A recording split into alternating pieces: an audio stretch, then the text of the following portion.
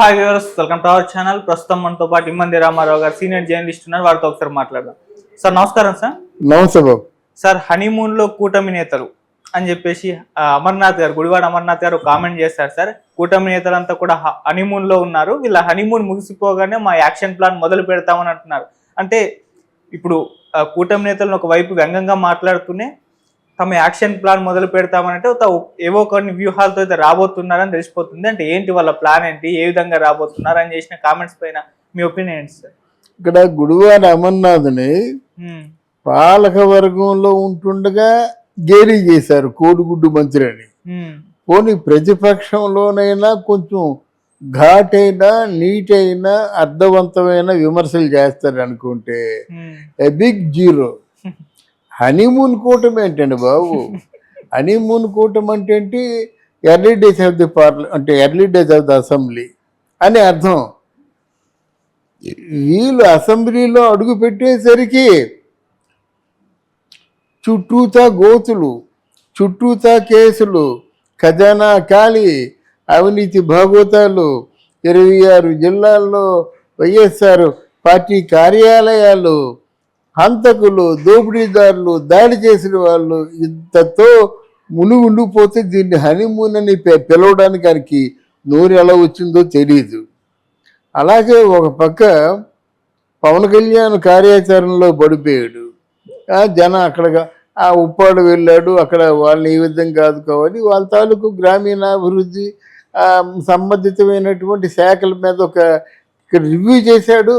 సంతకం పెట్టిన 2వ రోజు నుంచే రివ్యూ చేయడం మొదలుపెట్టాడు. ఆయన బిజీలో ఆయన ఉన్నాడు. చంద్రబాబు నాయుడు పాపం కలెక్టర్లతో సమీక్షలు చేస్తూనే ఈలోగా సోమవారం పోలవరం ఆయన తాలూకు ఆనవాయితీ తప్పకుండా ఆ పోలవరానికి వెళ్ళాడు. పోలవరం తాలూకు యథార్థ పరిస్థితి తెలుసుకున్నాడు.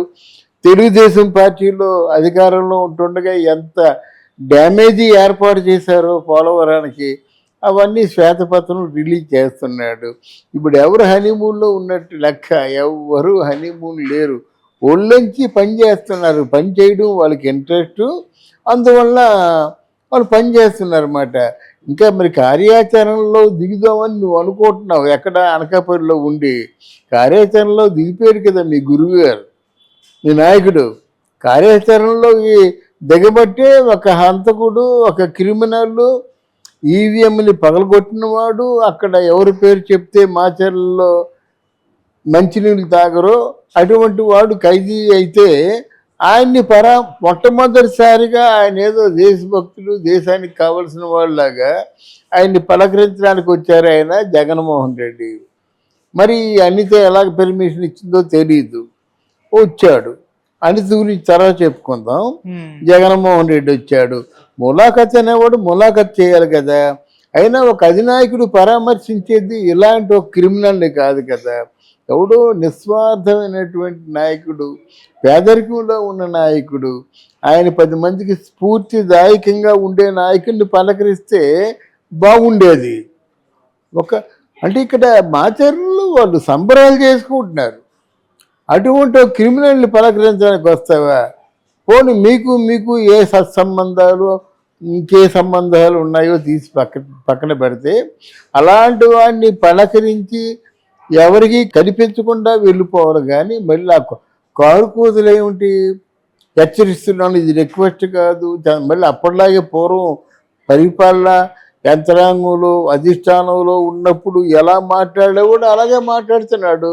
నువ్వు ఎప్పుడో తీర్పుడిగా 3 మాసాల తర్వాత స్పందిస్తానంటే అలాగే ఉంది. ఇక్కడ మీ గురుగారు స్పందించేశారు. ఆంధ్రదేశాన్ని నల్లకొల్లం చేసేస్తా అంటున్నమాట. మరి వీళ్ళందరూ అంబటి రాంబాబు, అనిల్ కుమార్ యాదవ్ అందరూ కనబడుతున్నారు అక్కడ. విజయసాయి రెడ్డి సజ్జలు కనబడలేదు, కానీ ఈ గట్టిగా పేలే వాళ్ళందరూ ఉన్నారు. మన కొడాలి లేడు అక్కడ, రోజా కూడా లేదు. ఆయన ఆల్రెడీ స్పందించడం జరిగింది. ఏమి స్పందించాడు? తస్మాత్ జాగ్రత్త, ఇంకొకసారి కానీ మీరు ఇలా చేసినట్టయితే ఆంధ్రప్రదేశ్ కల్లోలం అయిపోతుందని చెప్పాడు. మరి ఇది క్రిమినల్ బ్రెయిన్ కాకపోతే అలా మాట్లాడతాడా? క్రిమినల్ బ్రెయిన్ కాకపోతే హత్యానేరాలు ఎన్నో ఉన్నప్పుడు ఆయన చాలా మంచోడని సర్టిఫికెట్ ఇస్తాడా? అయినా పిన్నెల రామకృష్ణారెడ్డి చాలా మంచోడని సర్టిఫికెట్ ఇస్తున్నాడంటే మరి ఆయన క్యారెక్టర్ని ఎలాగ అర్థం చేసుకోవాలో నాకైతే అర్థం అవటం లేదు. కొంతమంది మేధావులు అంటున్నారు చాలా మంచోడని. జగన్ చేసింది కూడా తప్పు లేదనుకోండి అని మీకు సన్నాయి నొక్కుతున్నారు. జగన్ చేసింది అక్రమం కాదట. మనుషుల్ని చేతులు నరికేసిన, కాళ్ళు నరికేసిన, తలకాయ కోసేసిన అది తప్పు కాదట. వీళ్ళు చేయడం తప్పట. చూడండి, ప్రజావేదికను కూల్చేయడం జగన్మోహన్ రెడ్డి చేసిన తప్పు కాదట.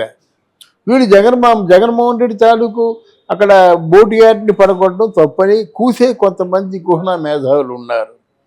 కనుక ఇది ఇట్లాంటి దాన్ని ఏమంటారంటే పైశాచిక ఆనందంతో చెప్పుకునే మాటలు, ఈ మాటలే మిమ్మల్ని ప్రజల్లోంచి దూరం చేశాయి. జాగ్రత్తగా గమనించండి. ఈ లేనిపోని అబండాలు వేసి ప్రశ్నించే గొంతు నొక్కేసి తలలు పగలగొట్టి మనుషుల్ని మాఫీ చేసి ఎన్ని విధాలుగా మనుషులు చంపడానికి కూడా మరి మీరు సాహసించారు కదా, చంపారు కదా. మళ్ళీ మీరు ఇంకెందుకు ఇట్లాంటి వార్నింగ్లు ఇస్తారు? కార్యాచరణలో దిగితే నీ వెనక మనుషులు ఉండాలి కదా. అప్పుడు ఈరోజు బాపట్లలో 7 జాయిన్ అవుతున్నారు తెలుగుదేశంలో. 7 జడ్పీటీసీలు, ఎంపీటీసీలు జాయిన్ అవుతున్నారు. వాళ్ళతో పాటు కార్యకర్తలు జాయిన్ అవుతున్నారు. ఇంకేంటి మీరు చేసేది? చేయాలంటే మీ బలము కావాలి కదా. ఏమీ లేనిది మీరు ఊకదంపుడు ఉపన్యాసాలు ఇచ్చుకొని ప్రయోజనం ఏముంది?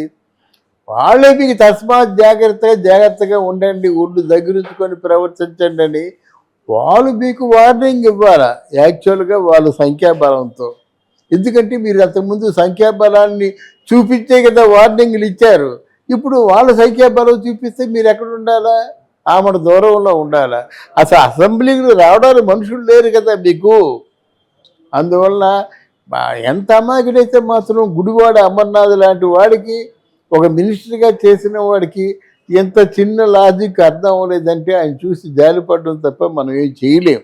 ఓకే సార్, ఇప్పుడు మరి యాక్షన్ ప్లాన్ మొదలు పెడతామని అంటున్నారు. అంటే ఏ విధమైన వ్యూహాలతో జగన్మోహన్ రెడ్డి గారు రాబోతున్నారు? ఎలా తన పార్టీని మళ్ళీ బలోపేతం చేసుకుంటారు? ఏ విధంగా ఆయన పైన నమోదవుతున్న కేసులు కానివ్వండి, లేకుంటే వాళ్ళ నేతలు అరెస్ట్ అవుతున్నాయి, వాటన్నిటిని ఎలా ఎదుర్కొని నిలబెడతారు సార్? ఇది దబాయింపు అండి. ప్రజలు టాక్టీస్ అంటారన్నమాట.